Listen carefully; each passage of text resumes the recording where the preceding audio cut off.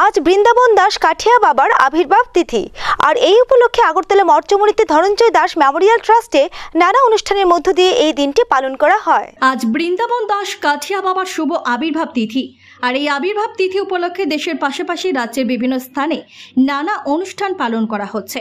এদিন অন্যান্য স্থানের পাশাপাশি আগরতলা মঠ চমুনিস্থিত ধনঞ্জয় দাস মেমোরিয়াল ট্রাস্টে নানা অনুষ্ঠানের মধ্য দিয়ে দিনটি পালন করা হয়।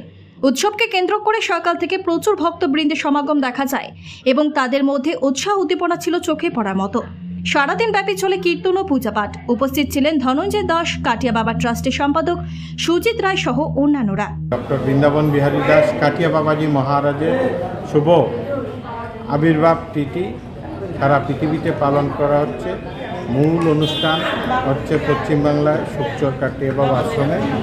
এখানে রাজ্যেও ওনার প্রতিষ্ঠিত মহাবিদ্যালয়, বিভিন্ন স্কুল, ওনার দুটি স্কুল, পাশাপাশি ধনঞ্জয় দাস চ্যারিটেবল ট্রাস্ট ওনার প্রতিষ্ঠিত। এখানে সকাল থেকে ভক্তবৃন্দদের আগমনে আমাদের এই আবির্ভাব উৎসব পালন করা হচ্ছে।